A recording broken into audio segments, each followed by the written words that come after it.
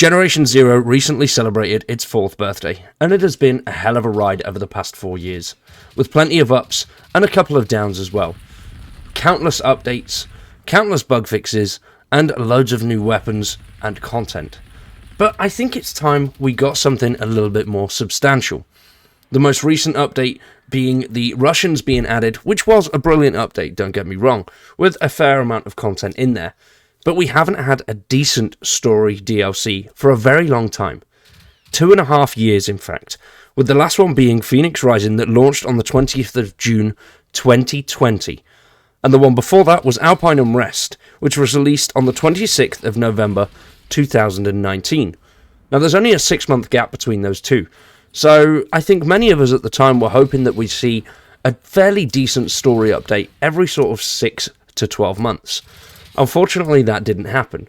We did get loads of fresh new content between Phoenix Rising and today, but I think a massive story, DLC, or update is what the community is really crying for.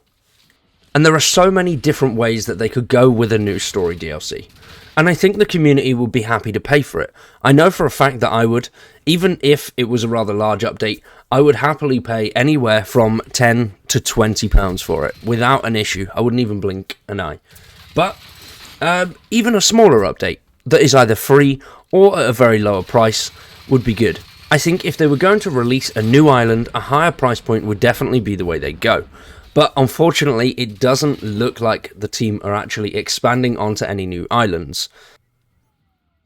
But that's not to say it's not happening at all. They have said that there's no plans for it at the moment, but that could just be something that they're saying to keep the community at bay or even bring us a massive surprise.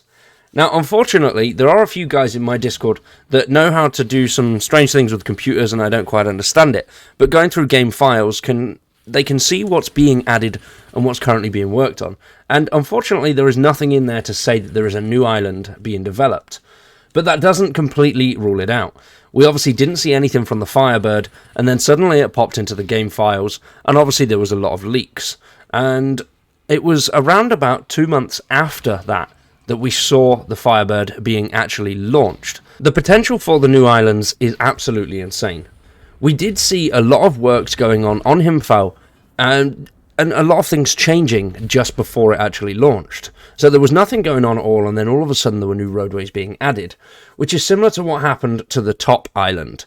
As you can see here, this island was originally empty, and then a few roads were added here and there, but nothing has actually been changed since then. So that could have potentially been the groundwork for Himfal, and then they moved it over to the smaller island. But we'll never know, I guess. But even this island over here on the left, whilst it is still relatively small, they could definitely put at least a small story on there that could give us 2 to 3 hours worth of story content. And not to mention the rest of the content that comes along with that, such as exploring and finding new areas and things to actually do and play around with on the actual island itself, which could then add an extra 6, 7, maybe even 8 hours, depending on the geography of it. The island does look very hilly, same as the bigger ones, so there could be loads of caves, there could be a whole underground resistance, or an actual underground system where we fight machines. I think that would be really cool. But I don't think that is the way they go. I think they go the Himfal route again if they did open up a second island. And this island would be perfect for that. And we saw with the Himfal update, there was plenty to do on there, not just the storyline, there was loads of side missions as well, and this island is double the size of Himfal. It already has an airfield and loads of road systems on there, so we could see a lot of missions and a hell of a load of story. What would that story be? That's the thing, there are so many options. That could be a Russian FOB, where we find out exactly what the Russians are doing, how they found out everything and why they're here. It could even be a different country that is coming over, or maybe even the Swedish military that have fallen back over to that island and are preparing one last offensive. Or something completely different. There are so many ways that they could go with additional storylines. What do you think that could be if there was an extra DLC on one of the extra islands? Even without going over to another island, a story DLC could be absolutely massive. They could focus it completely around the Russians, why they're here, and what their next move is, or even their advancement into the island completely. Because as we've seen, there's a lot of them at the top end of the island, but they don't really come towards the bottom. So there could be a much deeper meaning in there, and a lot of storyline as to how they evolve and push through the island whilst taking on the machines and Phoenix. Or we could go down the route of this is the last year of the game's development. And there could be a massive storyline with the Swedish or possibly other countries coming in to help finally eradicate the machine threat. I think that would be a brilliant way to end the line of Generation Zero. Because game developments, they don't go on forever. Games do come to an end at some point. And unfortunately, Generation Zero will be one of those games that does come to an end somewhere. Which, it is a shame, but it is just the way that the world works.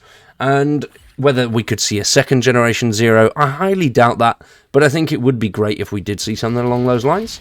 But they could definitely change it up and wrap the actual whole storyline up with the machines finally being eradicated. Or the complete opposite way to that, with the machines absolutely outgrowing and outpowering everything else that is on the islands. They could go absolutely nuts, destroy the Soviet machines, destroy the resistance, and then we could see a final sequence where they make their way across that bridge over to the Swedish mainland.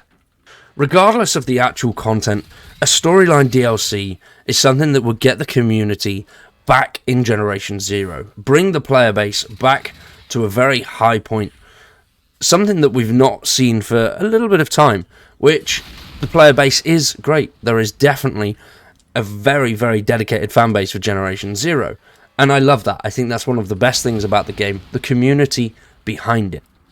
But I think that community deserves a little bit more than extra weapon DLCs, weapon skin DLCs, bike DLCs. I think a story DLC is what the community needs and what the game deserves. But what do you guys think? Let me know down in the comments what you think about Generation Zero and the path that we could potentially be taking in 2023. Do you see it as a great one, filled with brilliant updates, loads of new content, or could we see a very quiet year and potentially the end of Generation Zero's updates and continuous support from the development team? Either way, let me know down in the comments. I've been Wire Gaming. You guys have been absolutely awesome. If you have liked the video, please subscribe to the channel, drop a like on it, and stick around for much more Generation Zero and survival content. If you do want to support the channel a little bit further, consider becoming a member. I would greatly appreciate it. I've been Wired. You guys have been awesome. Thanks for watching, and we'll see you in the next one.